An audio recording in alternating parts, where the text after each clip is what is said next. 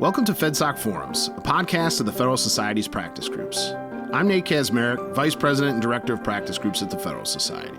For exclusive access to live recordings of FedSoc Forum programs, become a Federalist Society member today at fedsoc.org.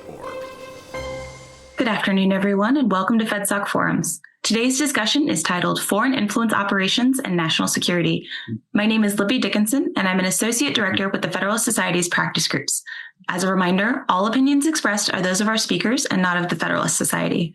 Our moderator today is Vince Witkowski. Vince is a long-term former chair of the Federalist Society's International and National Security Law and Policy Practice Group. He is also a fellow at the National Security Institute at the Scalia Law School of George Mason University. If our audience has any questions throughout the webinar that pertain to the topic at hand, please submit them through Zoom's Q&A feature located at the bottom of your screen and not the chat, so that we'll be able to access them later. With that note, I will turn things over to our moderator to start today's discussion. Vince, thank you so much for joining us today. Thank you, Libby. Hello, thank you for sharing part of your day with us. Foreign influence operations have become an increasingly important part of the national security matrix.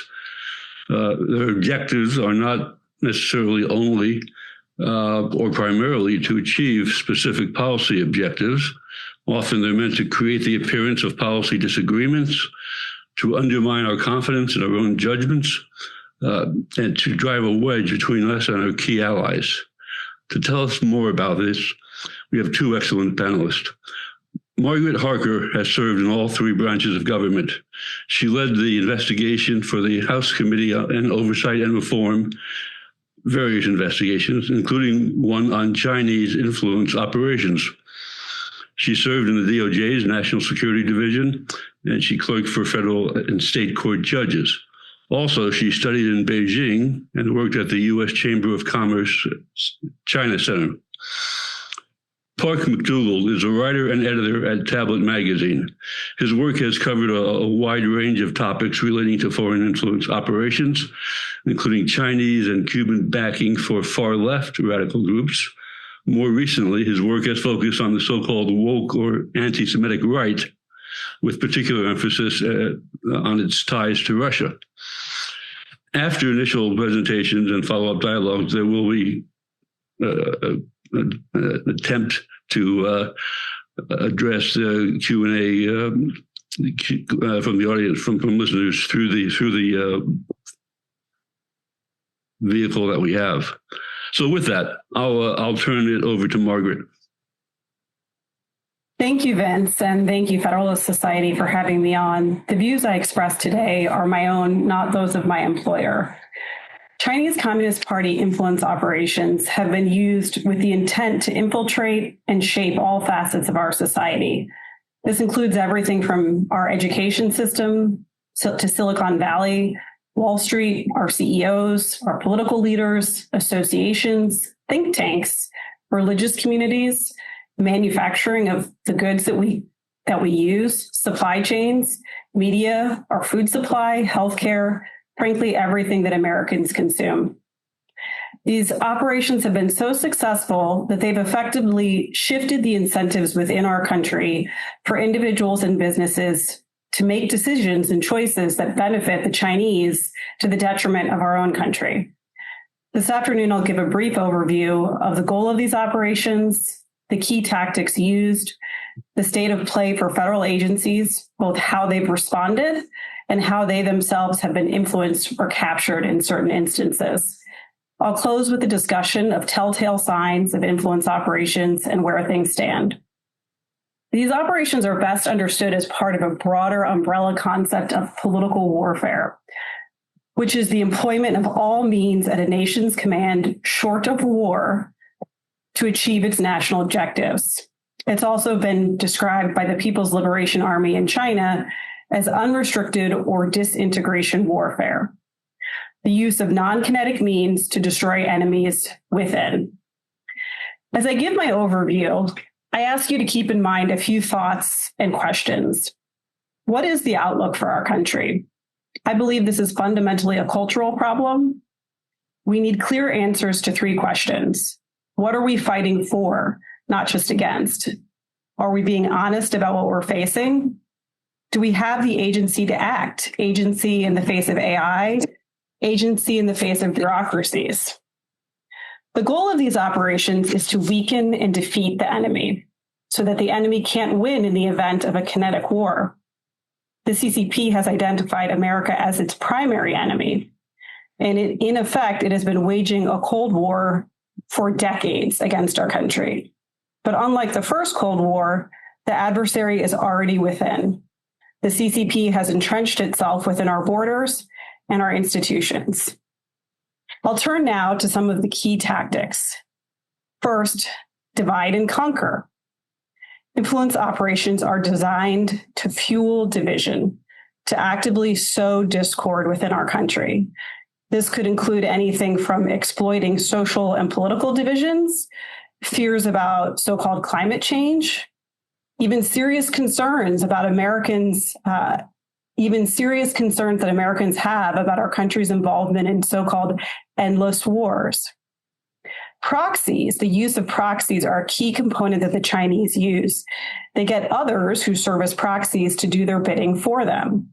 This could be done in any number of settings: academic, policy, lobbying on behalf of U.S. companies.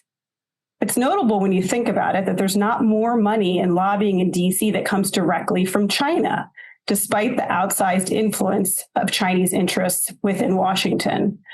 This demonstrates the prevalence of CCP proxies. Proxies can be obtained through elite capture. The CCP captures elites through basic tactics: flattery, enticement, with titles, honors, money, business deals, even plain old social pressure. All aspects of society are targeted. No level is too high or too low. Elite capture can be done in a direct manner or an indirect manner. Examples of direct could be financing and cooperation of elite universities such as Harvard University, or cooperation with think tanks in Washington, D.C., even the ones you probably like. Unrestricted warfare has many components. I'll highlight just a few of them. Political warfare, again, that's the umbrella term that I mentioned earlier. Also psychological, economic, AI, cyber, energy, drug, and information warfare, among others. You might ask whether our leaders have been asleep at the wheel. The short answer is yes. But over 25 years ago, a House Select Committee on China, led by Congressman Chris Cox, issued a report finding that the PRC used espionage, commercial entities, and vast networks to engage with scientists, business people, and academics as part of their warfare operations against America. Sound familiar? Despite this warning, American political and economic leaders continued to sell our nation's soul to the CCP.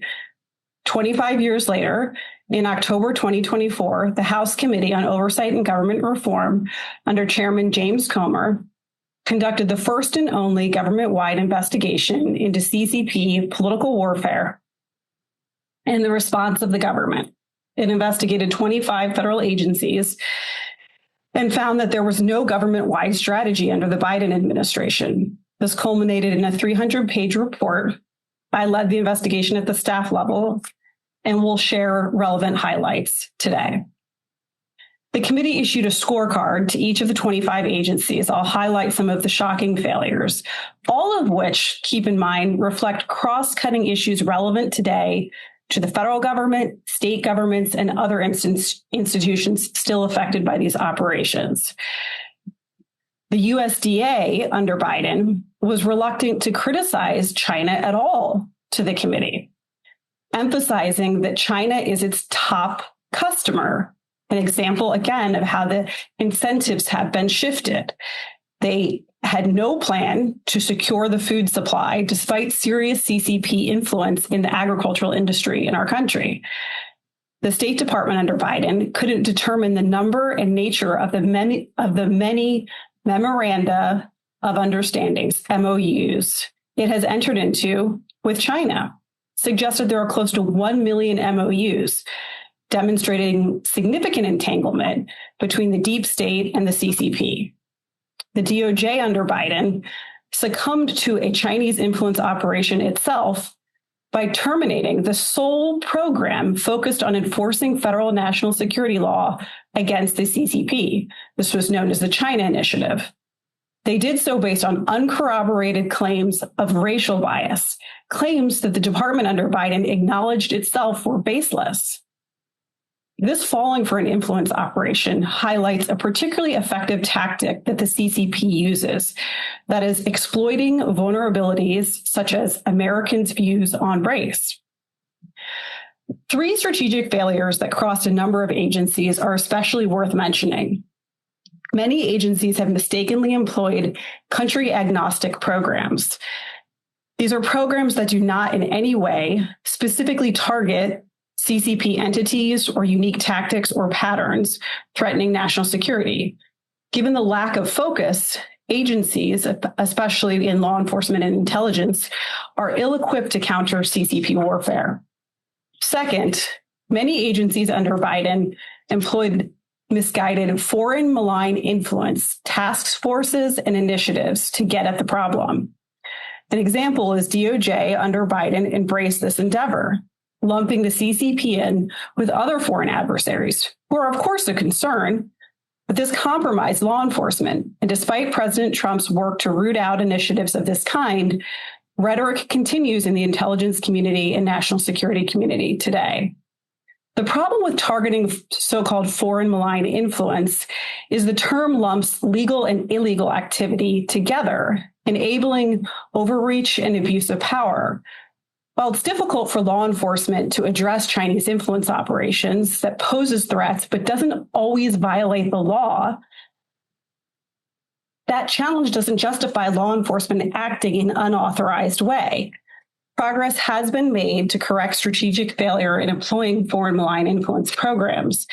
President Trump eliminated the Global Engagement Center, the Foreign Influence Task Force, and curbed powers of the Foreign Malign Influence Center at ODNI.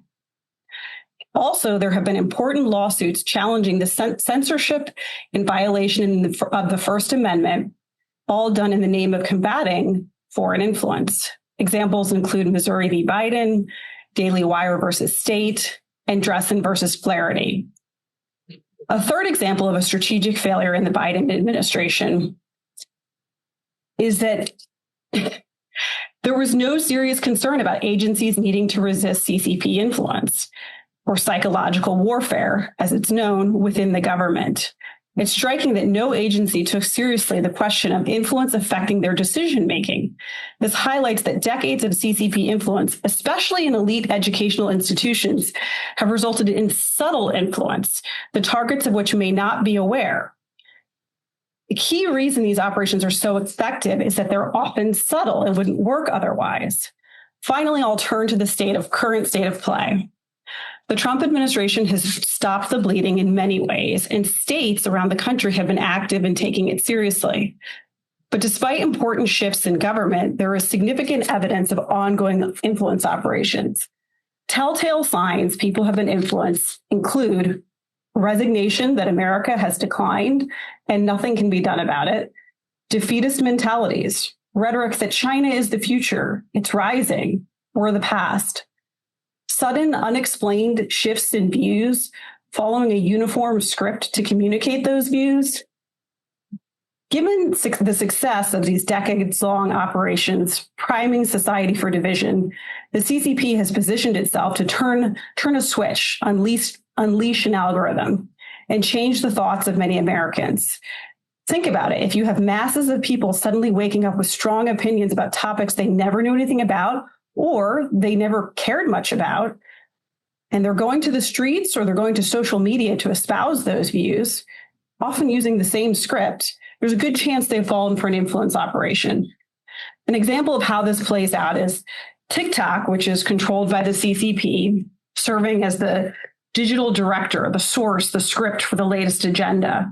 This is coupled with, for example, as Park will get into more detail on, the Roy Singham Network and Jody Evans' Code Pink-backed protests, which serve to provide the visible and most brick-and-mortar structure for the operation.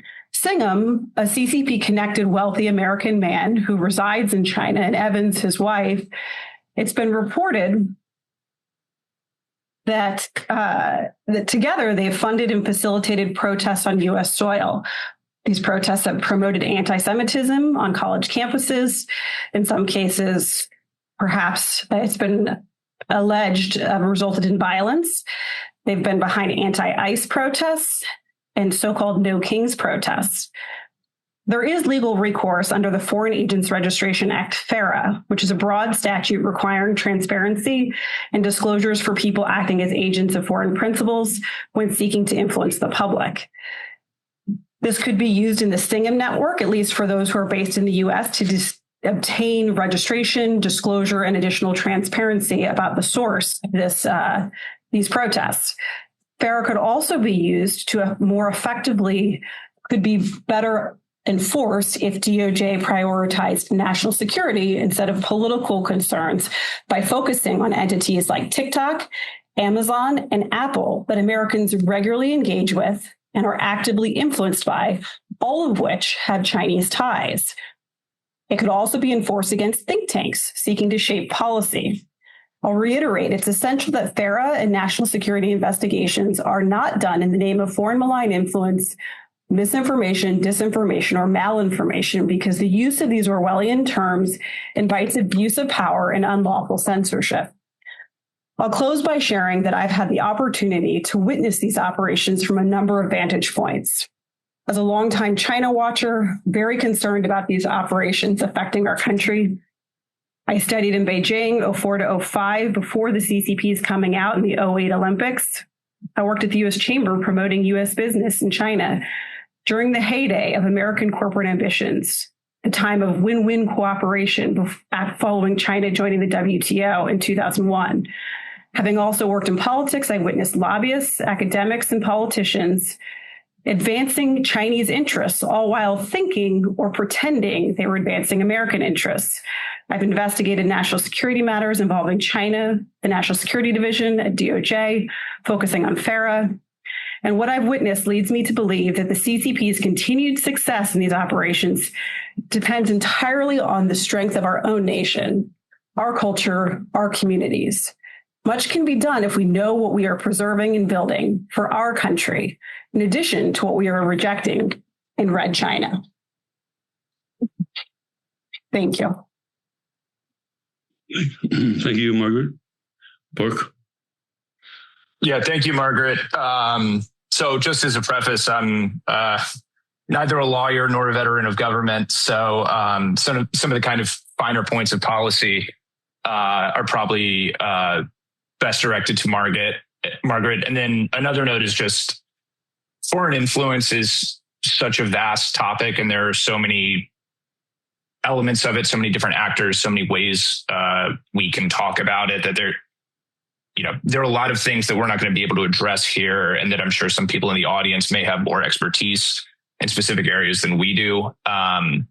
So yeah, with that said, I basically want to start with some kind of high-level framing remarks, and I may actually disagree with Margaret, at least in one respect, which is, to me, and this is something that has come out more as I have been looking into the world of kind of social media influence operations. And Vince, you and I were talking before the panel started about this, sudden emergence of young people who have very seemingly extreme views, either about Jews in Israel or about the United States and its role in the world, who see America as kind of a malign force. And, where are they getting this stuff? Largely, they are not reading the New York Times or the Wall Street Journal. They're picking up this news from platforms like TikTok, like X, from listening to podcasts, from watching clips of podcasters and clips of streamers. And so my work recently has been focused on how kind of influence operations are moving through this ecosystem. And so at the most basic level, I think part of the problem is understanding the adversary here. And there are I know people who are involved in the pro-Israel space.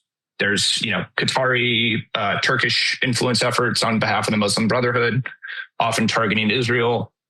But the big one that we usually talk about is China.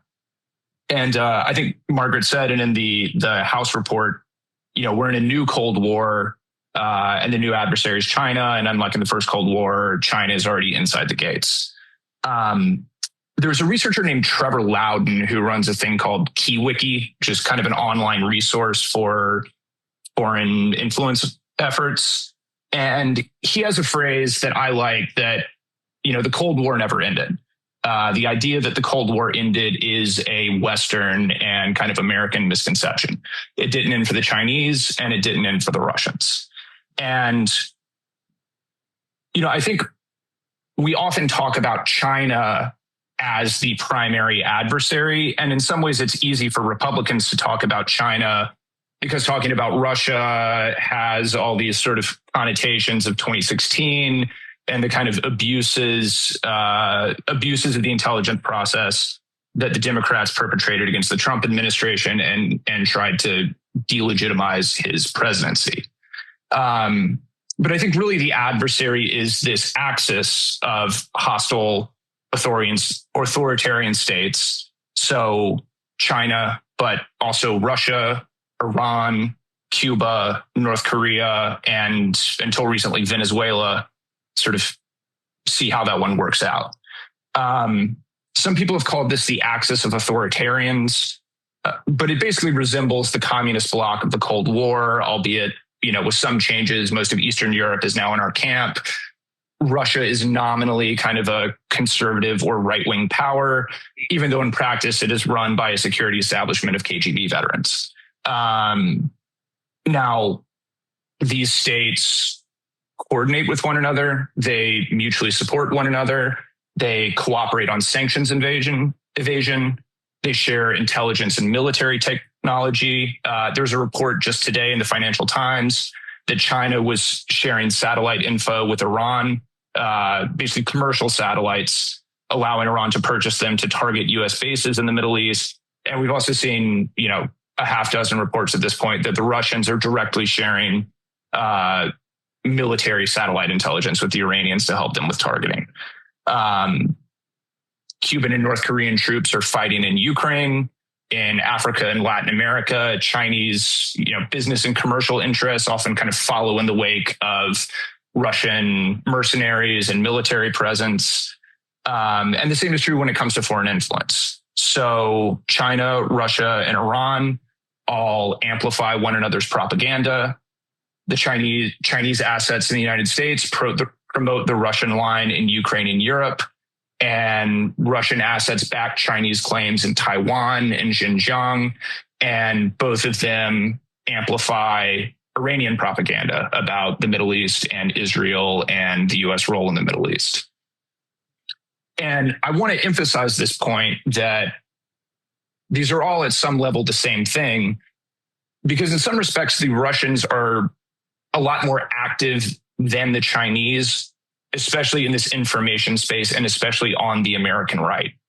And the way I've come to think of it is that they're kind of operating on the basis of an internal division of labor.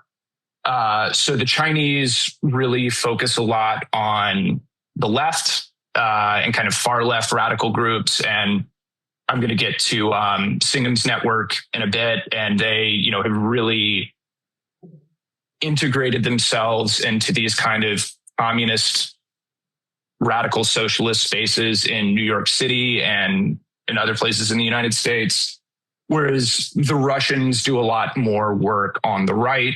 So, it's kind of, I'm sure we're all familiar with this sudden emergence, seemingly out of nowhere, of kind of nominally right-wing influencers promoting kind of protocols of the Elders of Zion tier conspiracy theories about Jewish control of the United States. I don't want to say all of that comes from Russia, but I think the Russians are very active in promoting that.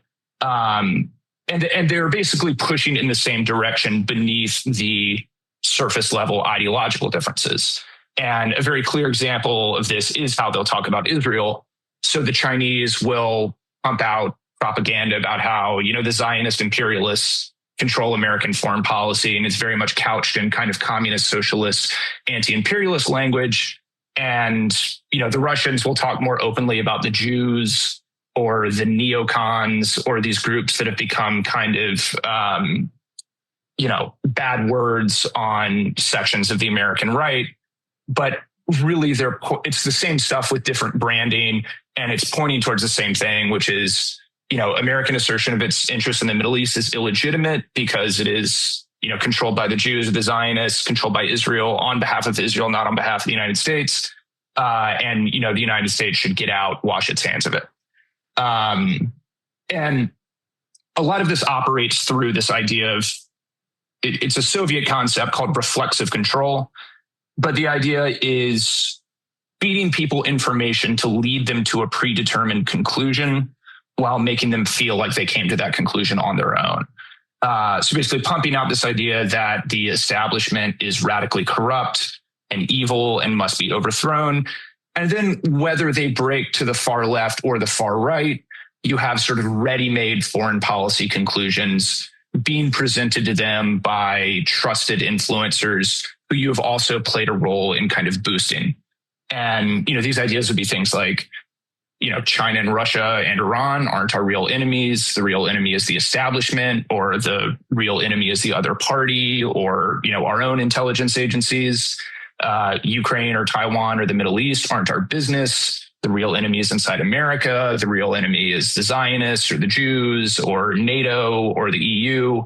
And, just anything that's kind of producing this chaos and trying to produce this acceptance of, as Margaret said, the United States' role in the world is done. Let's just come back here, leave the rest of the world to our adversaries.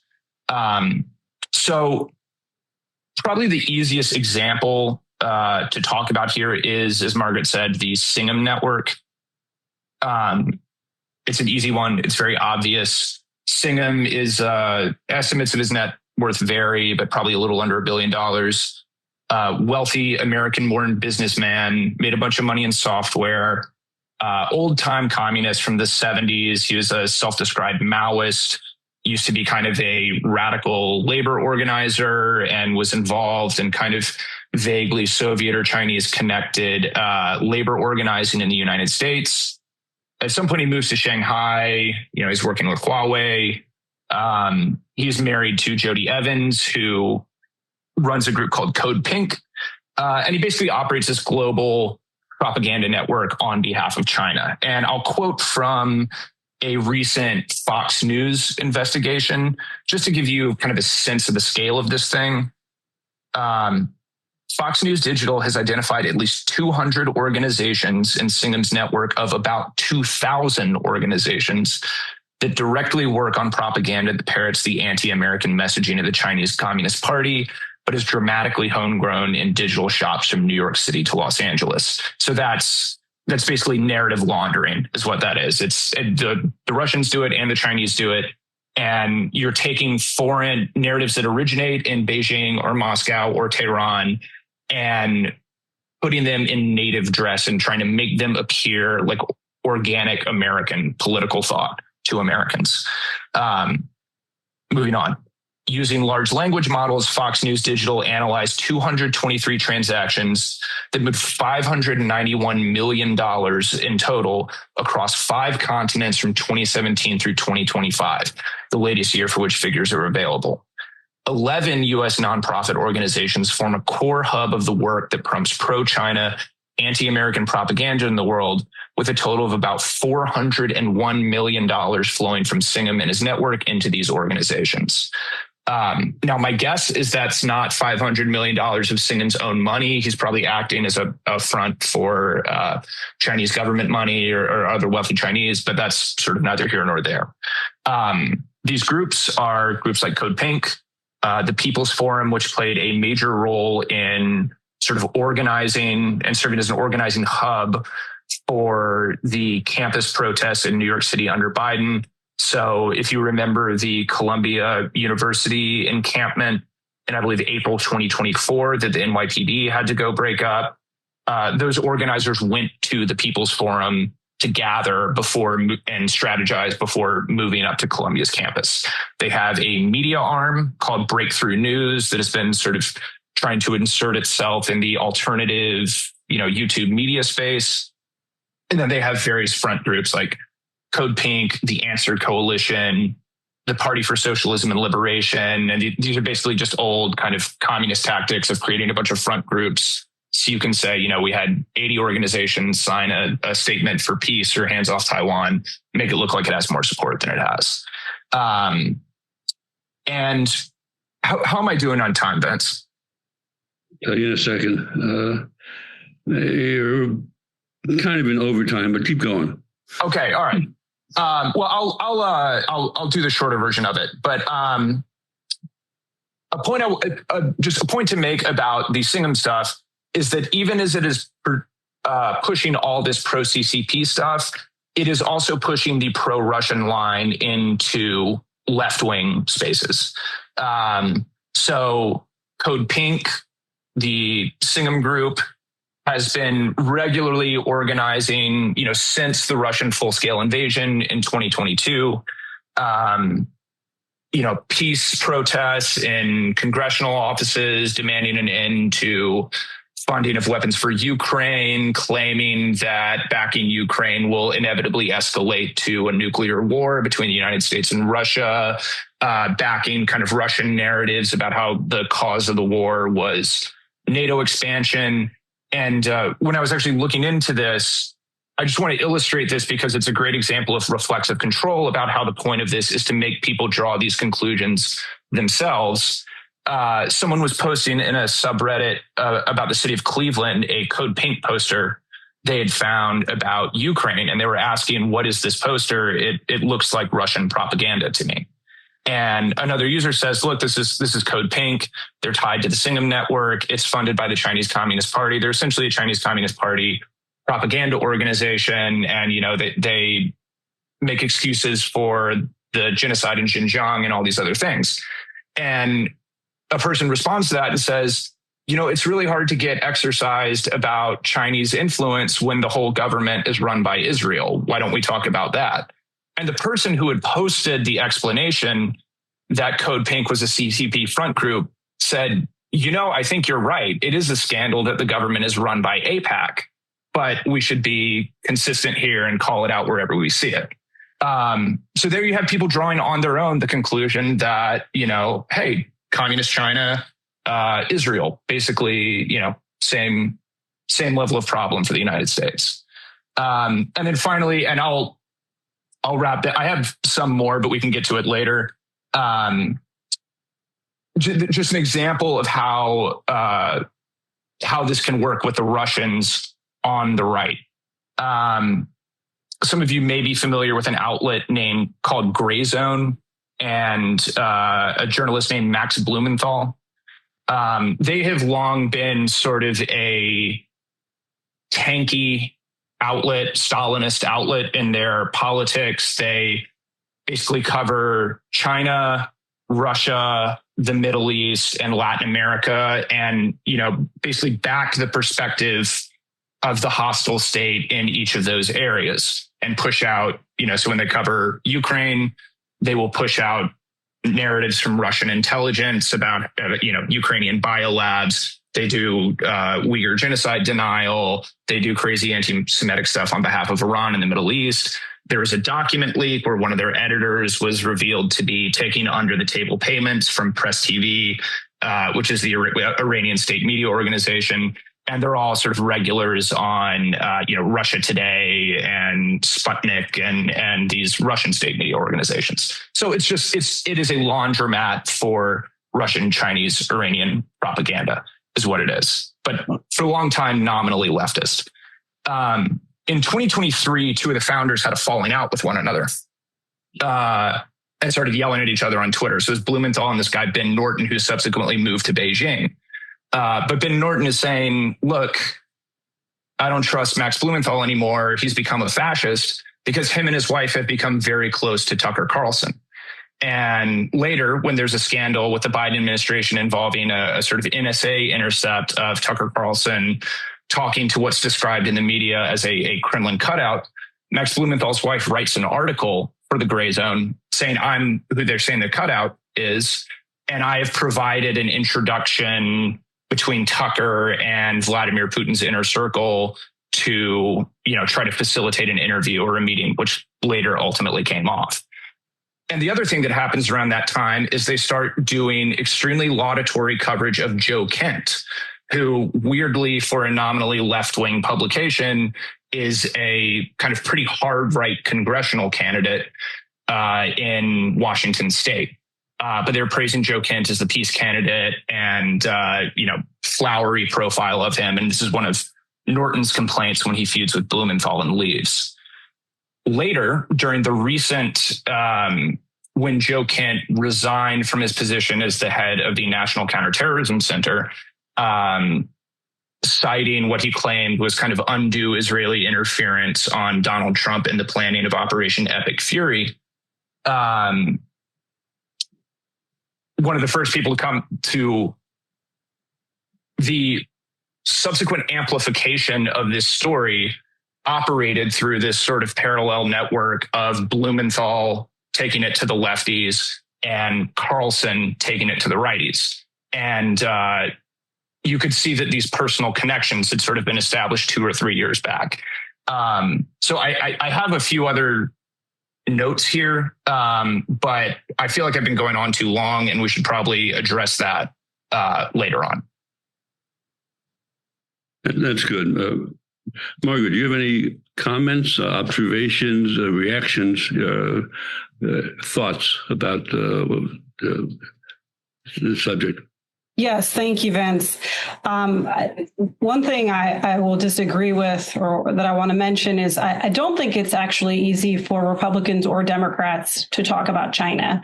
I think they all give lip service to China now that President Trump has put this issue on the map, but actually following up with legislation or action that would make a difference in communities or industries infiltrated by China, I think is a whole different ballgame. And there's a lot to be done and very little that frankly has been done. Secondly, I would say I in no way intended to say that propaganda is a uniquely Chinese matter or that the Chinese and the Russians don't push each other's propaganda for each other. I simply am saying that, one, the goal is to divide whoever's executing the influence operation. And an important distinction between China and Russia, I almost feel like we're the subject of an influence operation arguing about which one's more effective, but because it's dividing us, right? Is that the Chinese are fully integrated in every industry in this country, including our tech companies, including business. And given those relationships and that infiltration, there are great incentives for self-censorship and engagement to go along with lines that the Chinese government wants. And again, they're subtle. That's why it works. So those are really the things I want to emphasize in response to Park at the outset. Yeah, I totally agree with you there. And I also I realized I lost my place in my notes and flubbed my the anecdote about Kent and Blumenthal a bit. The point I wanted to make was that Blumenthal, after establishing these connections with Carlson, subsequently becomes the initial and main source for the story in the immediate wake of the Charlie Kirk assassination, that Charlie Kirk was under tremendous pressure from Zionist donors over his criticism of Israel. And this is the story that is subsequently picked up by Candace Owens and turned into the claim that Israel killed Charlie Kirk. And then there's, very strong documentation that these claims are then, boosted by, I've seen Russian, I imagine also Chinese, sort of bot networks, LLMs, other forms of kind of artificial platform manipulation to get out this claim that Israel killed Charlie Kirk. So yeah, that was, not just them talking to each other or whatever. You can see this kind of transmission mechanism for how ludicrous claims like this become embedded into right-wing social media discourse. That said, I totally agree with Margaret that the Chinese are much more deeply embedded in our kind of like everyday lives in the U.S. economy. Clearly, bilateral trade with Russia is virtually non-existent, whereas we have massive national champion tech giants that are still deeply involved with China.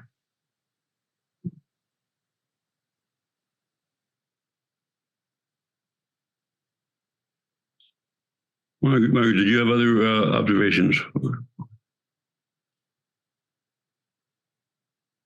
No? I guess, going back to FARA, which is sort of the one statute that I found at DOJ, folks like to try to jam influence operations into, and it doesn't always work because it is a very broad statute. It's hard to prove the good cases. I think Park mentioned communist countries sort of layering organization upon organization, making these vast networks that are hard to identify. I found that to be the case with the Chinese and some entities that ought to be registered under FARA. They're being very difficult to prove given these networks and sort of a lack of ownership of who is actually the agent conducting the activity. But an important thing from a law enforcement standpoint to point out about using FARA is that we do have free speech in this country, and you can agree with some crazy Chinese or crazy Russian person, right? And just because you have that viewpoint doesn't mean you're getting it from, some foreign principle that you need to be disclosing it to the Department of Justice under. And so I think it's tricky, though there are good cases that can be brought, and the ones I mentioned earlier, TikTok, Amazon, and Apple, I think would be fruitful. I also think some think tanks would be fruitful.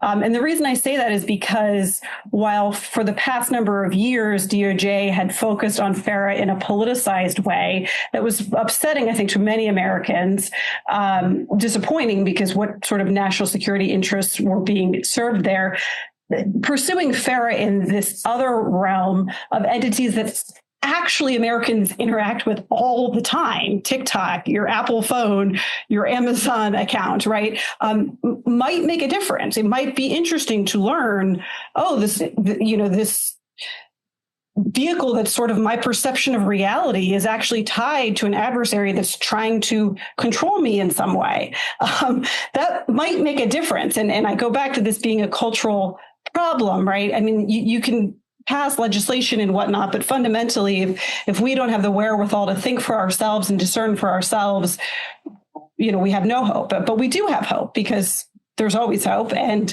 I do think there are good tools. FARA is one of them. It just needs to be enforced with national security interests in mind, and not political maneuvering of, the latest lobbyist on K Street that you don't like who got money, shocking, from Qatar or wherever. I mean, not saying that's not a problem, but I think most Americans are not surprised to learn that, but they might be surprised to know about the network that Park described, that Roy Singham has set up, that, many of their friends in college are going to protest at these events. And where do these ideas come from? I mean, maybe you would be embarrassed or ashamed to learn that this is where your ideas were coming from. Just a thought there. Yeah, and I want to echo that too, because like a lot of this stuff, I'm sure there are crimes somewhere being committed, or cases that could be brought, but it's also not always a law enforcement matter. Sometimes it's a matter of pointing out where these narratives are coming from. And, I think I also have plenty of criticisms of how the sort of counter disinformation complex evolved and was abused under the Biden administration. But I think the good version of that can be when you have these institutions, whether they're public or private, that are doing things like publicly identify coordinated and inauthentic activity on social media platforms, where they're noting that, okay, here's a Chinese botnet or a Russian botnet or evidence of a large language model or something like that manipulating search results or Wikipedia entries or trying to amplify the voice of a certain influencer or a certain narrative, in ways that are meant to damage the United States or U.S. national security. And that wouldn't, I think some people would say, whatever, it's the deep state trying to control my thoughts. But I do think some people would say like, oh, I didn't know this, this is coming, basically straight from Beijing or straight from Moscow. That's interesting. Or not to suggest a connection, intentional design, or anything intentional, but you often see Singham connected in some way with Goldman Sachs. Could you explain that? My understanding, and Margaret, feel to jump in if you know a little more, is basically that he was just using, I don't want to say just, but I actually don't know what the kind of legal obligations on banks are for this type of stuff. But Goldman Sachs was providing him with a donor advised fund with which to sort of channel this money into American NGOs. And that's basically a service that financial institutions provide to high net worth donors that allow them to mask the origins of their donations. So a lot of times, if you're looking at IRS 990s for, say there's some radical protest, you see a bunch of NGOs are involved, you go to ProPublica to pull their tax filings, and it just says, the donations come from Fidelity Charitable Trusts or Goldman Sachs or whatever. That's not Fidelity or Goldman giving that money. That is a donor donating through Fidelity or Goldman DAFs to basically anonymize the donation. Is there anything else that you wanted to touch on that you did not get a chance to? And I know there were 100 things, but pick one or two if there. Yeah. We have some questions. Vince, one thing, there were many recommendations that the Oversight Committee made to federal agencies to better address CCP political warfare. And I won't bore you with all of them, but one that I think is worth noting, because it was striking how for most of my lifetime, our leaders have not done this at all. And that is to have leaders leading and speaking honestly about China to the American people, whether that's, some official at some agency or a political leader. And I cannot emphasize enough the value of speaking honestly about these things so that people will be informed and be able to make choices in their own communities. And I will say that from my perspective, President Trump is the person who has changed the dialogue on China. In his first administration, and again now, he's been talking for decades about U.S. manufacturing and the bad deal we've gotten from China. After years of complicit engagement with the Chinese Communist Party on both sides, and lots of people getting rich, while the rest of us kind of suffer with the cheap goods and the fentanyl addictions and all of the problems that have come with selling our soul to China. And so I'm glad to see better communication about this issue, whether it's from the president, from the head of NASA, from state leaders in Florida and Texas and Arkansas, where there's actually a lot of good action happening on the ground right now. That is something that has changed, and I hope will continue to improve, because I don't think people they might say China bad, but I don't think they're very honest about what the Chinese are really doing and how many Americans are now invested in maintaining that status quo, which exists today. The status quo hasn't changed all that much in terms of industry and cultural entanglement with China in our country. I'm going to turn now to audience questions, and it is a very granular one.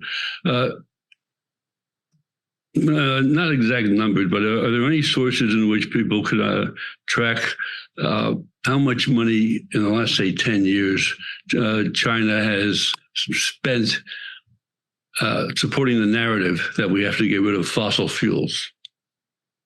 Is there someone who yeah. I don't know specific on that issue. I do know, and I would refer you to the Oversight Committee's report from its investigation, that specifically the green energy agenda was something that the Chinese exploited big time for financial reasons, and to sort of distract U.S. leaders, whether they're political leaders or business leaders, to think, oh, we're going to engage with you in this dialogue about greenhouse gases. Meanwhile, we're not going to follow, of course, any of these commitments that we're making, and you're going to lose all this money because this is a big loser financially for our country, and we're going to steal all your technology and solar panels and whatnot, and make it cheaper over here and compete with you economically. So I would consider that a form of economic warfare under the rubric of unrestricted warfare. But I don't know the specific numbers on that or source. But for more information, I would refer you to the Oversight Committee's report.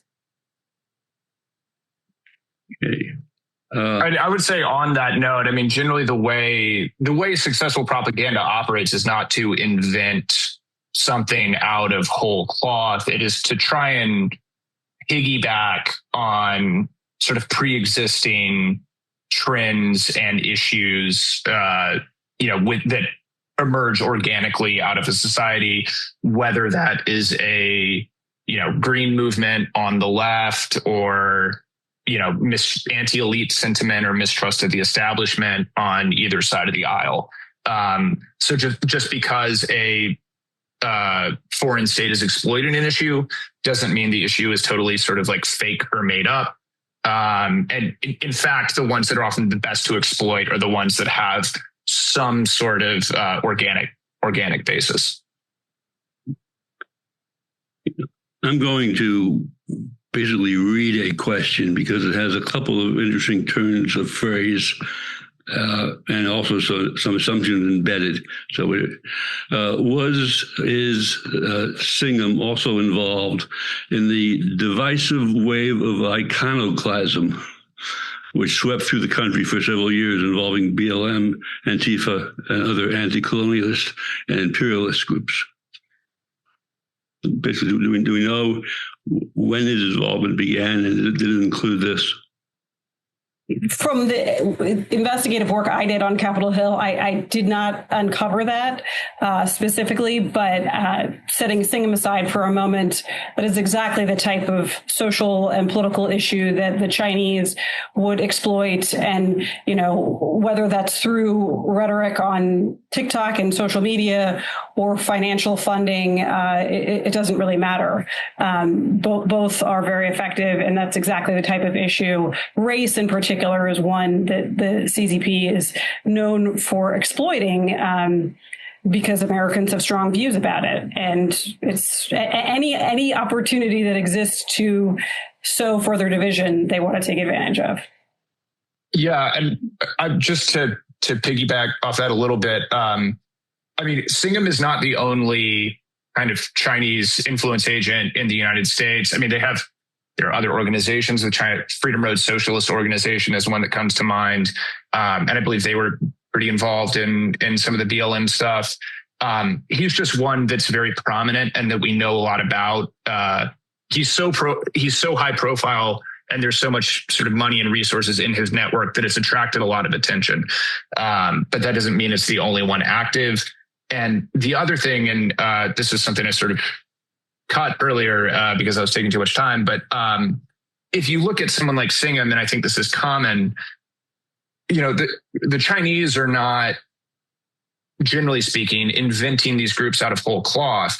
There are a lot of these old left-wing communist far left networks that go back to the Cold War and had connections to either the Soviets or the Cubans or other communist countries during the Cold War. And then, obviously in the early 90s, the Russians Soviet Union falls apart. There's no more funding from Moscow necessarily, but the people remain, the contacts remain. And then, a couple decades later, when the Chinese are looking around for vehicles for their influence, they can kind of pick these organizations back up and, make them flush with cash all of a sudden.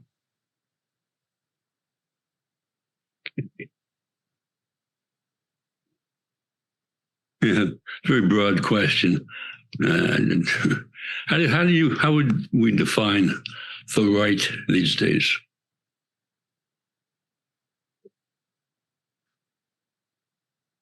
Should there be another category? The ultra right when people are doing polls. Yeah. I mean, it's sort of it's a deep question of political theory that I don't feel qualified to answer here. But we're in a two-party system, which kind of makes things easy. Most of the political spectrum falls in one way into the coalitions represented by one of the two major parties, and one is a party of the right and one is a party of the left. So that's basically a useful shorthand. And then adversaries will try to subvert elements of the party infrastructure and kind of bend their personnel or capture their elites or drive policy outcomes in some way. But yeah, I sort of agree with the spirit of the question that there's certainly a lot, probably on both sides of the aisle, a lot of ideological weirdness going on that wouldn't map onto what one would normally think of as a Republican or a Democrat.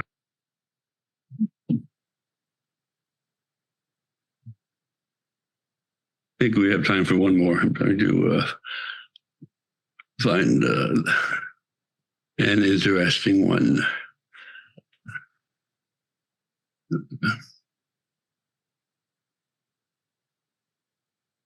Can you comment on the CCP efforts to infiltrate and repress the Falun Gong epic times here in the U.S. and what U.S.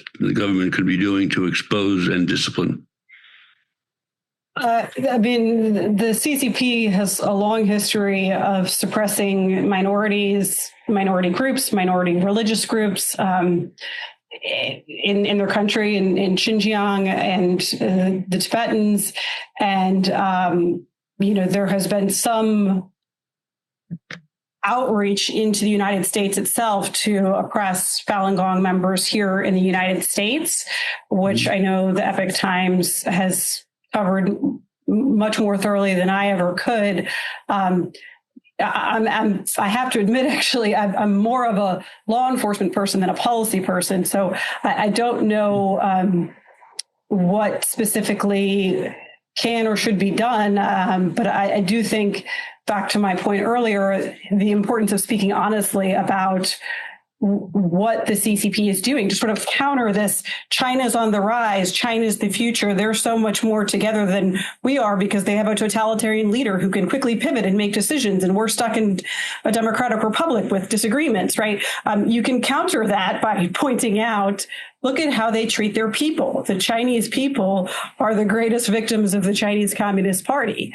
And so whether it's the Falun Gong or others who are repressed in China and around the world, let's know our enemy, know who the Chinese are, and that way we can refute this nonsense rhetoric about China being the better option than America. Well, there were 20 questions in the queue here, and I'm sorry we couldn't get to all of them, but the clock rules us all, so I'm going to turn it back to Libby. Wonderful. Thank you all so much for joining us today, for sharing your expertise and insights into this really fascinating and this really fascinating topic. There's certainly no end to this conversation, I think. And to Vince, of course, for moderating this discussion. If our audience is interested in learning more about all of our programming here at the Federalist Society, please visit our website at fedsoc.org. That is FEDSOC.org. Or feel free to send us your feedback. We always love to hear it at fedsocforums@fedsoc.org. And with that, we are adjourned. Thank you all so much. Thank you for listening to this episode of FedSoc Forums, a podcast of the Federal Society's practice groups. For more information about the Federal Society, the practice groups, and to become a Federal Society member, please visit our website at fedsoc.org.